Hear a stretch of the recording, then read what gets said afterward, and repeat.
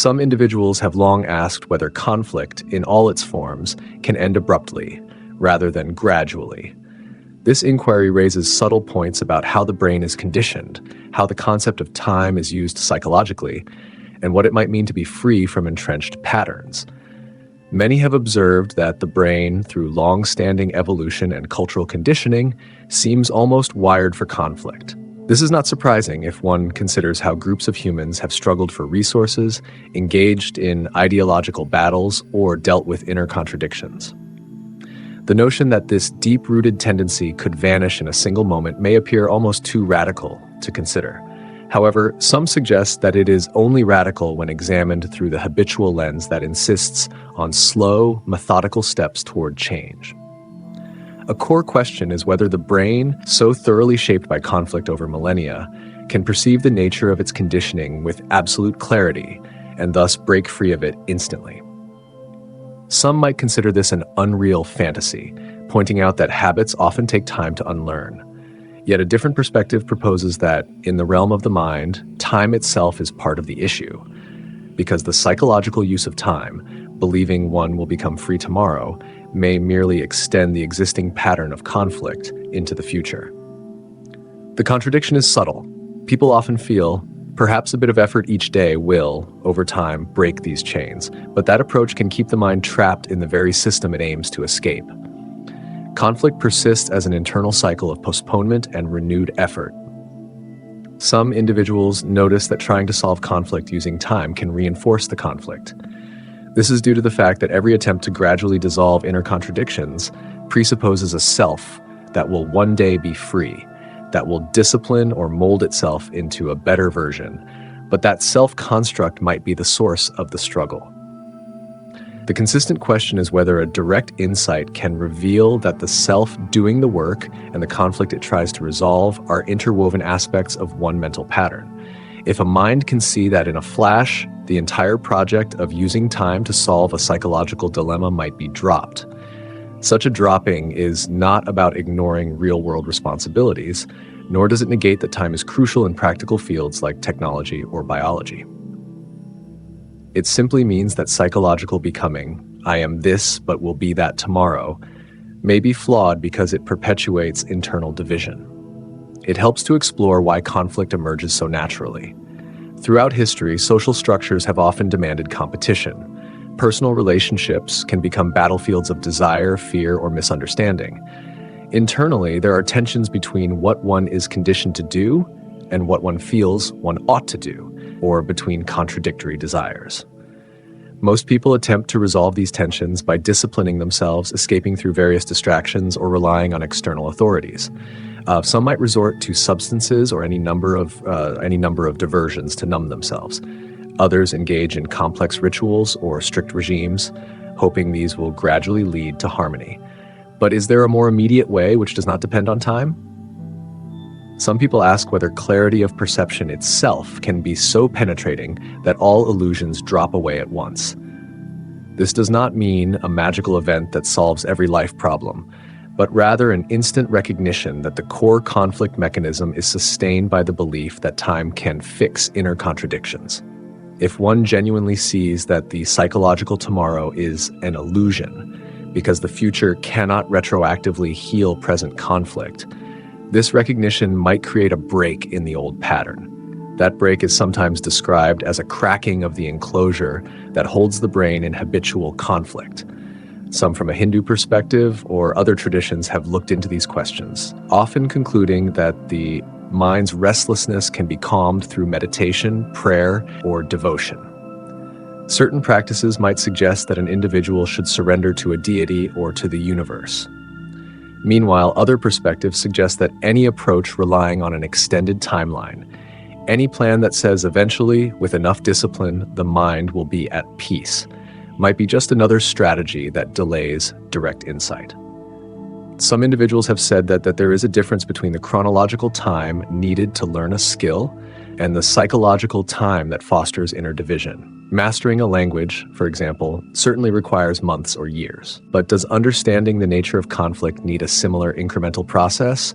Or can it come into sharp focus the moment one becomes fully aware of the trap? Neuroscience contributes interesting data to this discussion. Some scientists have studied how neural pathways form and how repeated behaviors become ingrained. From that standpoint, rewiring the brain to adopt new patterns can appear to require a certain duration. Habitual pathways are replaced with fresh ones gradually. Yet some researchers also note that powerful insights, often referred to as sudden realizations, can bring about dramatic shifts in perception. There have been cases where individuals overcame long-standing habits or fears after a single moment of profound clarity, though the supporting conditions might have been building silently.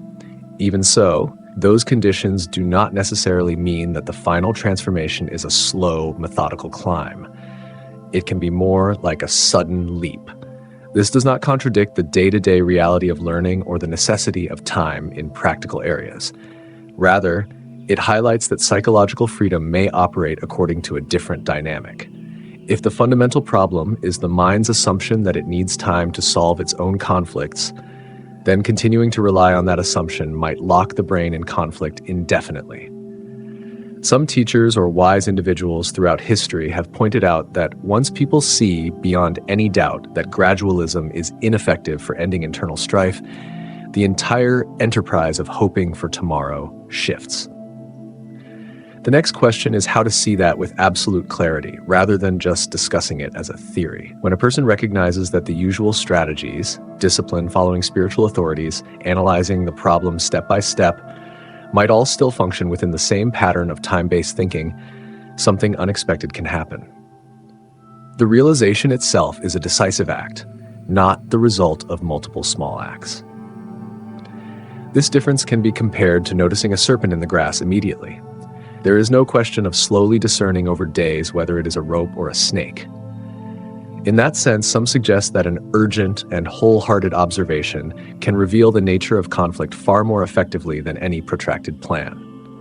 Observing in this manner involves paying careful attention to how the mind reacts, how it defends itself, and how it constructs illusions to preserve its comfort. It may feel threatening to see that the very idea, tomorrow will fix it, is a source of fragmentation. The mind might resist such a radical insight because it wants to maintain hope. The difficulty is that hope, in this psychological context, can be little more than an avoidance of directly confronting the source of conflict. People might say that a measure of optimism keeps them going, yet that optimism may revolve around an illusion that eventually, with enough time, the root problem will be mended. Truly seeing the futility of that approach can open a door to a new kind of perception. When that door opens, it is not necessarily about adopting a negative stance or giving up on improvement in any external sense. It is more about understanding that conflict, as a psychological burden carried by each individual and by humanity collectively, will not be ended by the next day or the next year if the old mentality that fosters conflict remains unchallenged. The transformation lies in discovering that time, in the realm of the psyche, often equals postponement. If a mind is lonely, full of fear, or confused, believing that it will become happy or clear tomorrow simply keeps the sense of deficiency alive. The direct confrontation is to see that tomorrow can never cure today, because all one ever truly has is the immediate moment of awareness. Some new angles on this topic emphasize the shared nature of consciousness. Observing that human consciousness has been shaped by centuries of conflict suggests that no single individual's brain is entirely isolated. There are personal nuances, but the core patterns, fear, aggression, desire, are consistent across cultures. Realizing that this mental content is not strictly personal, but part of a collective heritage can loosen the sense of my problem. Some say that seeing the universal dimension of consciousness already disrupts the assumption that each one must battle conflict alone, using personal willpower or time-based routines. The weight of the question shifts. It is not a small personal mind confronting its own issues. It is a centuries-old pattern recognized plainly for what it is. Some might also wonder if abruptly breaking a pattern might be disorienting. Could it lead to instability or confusion? In many accounts, the disappearance of internal conflict does not spawn chaos, but rather fosters clarity and a simpler way of living. Removing the internal push and pull can free up energy for constructive action. Rather than being locked in an inner war, the mind can respond freshly to circumstances. This is not a guarantee that external life will be smooth or that the world will be free of challenges, but the individual's internal response can be more balanced and less anchored in conflict. It might be akin to stepping out of a maze. The maze still exists for others, but the one who has seen the exit is no longer lost within the labyrinth of confusion. There are also perspectives that highlight the difference between physical or biological time and psychological time. Physical time is essential for day-to-day functioning. Bodies grow older, tasks require planning, and practical affairs demand careful scheduling. Psychological time, however, is the mental projection of what should be as opposed to what is. This projection can generate frustration, guilt, or anxiety when faced with the mismatch between reality and the desired image of the future. If the mind learns to operate in immediate awareness rather than constant anticipation, conflict may diminish greatly. This approach does not negate planning, but suggests that psychological sorrow or contradiction stems from living in what might be called the tomorrow of the mind, rather than the actuality of the present. Some in the scientific community have explored how stress correlates with excessive rumination on past events or future expectations. Stress can fuel internal friction, creating a loop of agitation. When there is no psychological tomorrow, when the mind is not dwelling how it will find perfection later, there is less mental friction. Of course, this requires nuanced understanding because it is not about abandoning all forethought in practical matters. It is about seeing the difference between functional time, preparing for an appointment or collecting resources, and the psychological fantasy of expecting an internal resolution purely through the passage of days. Conflict also has a social dimension. People tend to assume that tensions between groups, political, religious, cultural, can be resolved if enough time is invested in negotiations, or if certain compromises are made. While dialogue is undeniably valuable, the underlying problem may again lie in how each group identifies itself and clings to a conditioned mindset. If each side believes it can gradually achieve internal transformation by clinging to certain agendas, the very pursuit might perpetuate division. On the other hand, if there is a collective breakthrough in seeing that identity-based conflict is fueled by illusions about time and separation, that might spur a more profound reconciliation. Many have tried to discover if a calm mind emerges through outward control or discipline. Some adhere to a strict lifestyle, renouncing luxuries or practicing intense forms of meditation. Such disciplines can yield moments of quiet, but the old pattern of conflict may remain dormant, waiting to reassert itself. The immediate ending of conflict described by some individuals does not come from forcibly silencing the mind. It arises from understanding that the fight against the mind is still a form of conflict, and that conflict cannot be cured by more conflict, even in the shape of discipline or repressive tactics. Awareness of this dynamic might allow the entire system to shift on its own because no further pressure is applied. This shift is sometimes called a movement beyond the observer and the observed. The observer is the separate entity that feels it must change the observed problem. But if the observer is not actually separate from the problem, if the observer is part of the same pattern, then the attempt to fix the problem simply prolongs the division. Realizing that the observer and the observed are one movement can bring about a sudden collapse of that division, ending the conflict from within rather than through external means. Some reflect on examples of abrupt transformations. There might be stories of individuals who, after a single moment of overwhelming clarity, find themselves freed from a long-cherished belief or a destructive habit. One can always debate whether such freedom is permanent, but even a temporary glimpse can show that transformation is not necessarily tied to a slow process. Abrupt insight can unseat even the most persistent illusions, though the stability of that insight may require ongoing clarity. Such discussions inevitably lead to the conclusion that words alone cannot finalize this matter. Talking or reading about immediate freedom from conflict can stimulate curiosity, but the actual perception must happen at a deeper level. The differences between describing a scenic view and actually seeing it. A well-crafted description might inspire or or frustrate, but it cannot replace direct observation. Some suggest that one must listen and observe with an open mind, without automatically reverting to the old pattern of hoping for improvement tomorrow. The freshness of observation in the present is what can ignite a fundamental shift. Humanity is at a stage where conflict in various forms, war, social strife, internal stress, seems unending. Believing that enough time will finally cure these ills has often resulted in repeated disappointment. This is not to deny that gradual developments, such as diplomatic negotiations or social reforms, are necessary in certain arenas. Yet, on a deeper psychological plane, perhaps the resolution of conflict requires not more time, but an entirely new approach.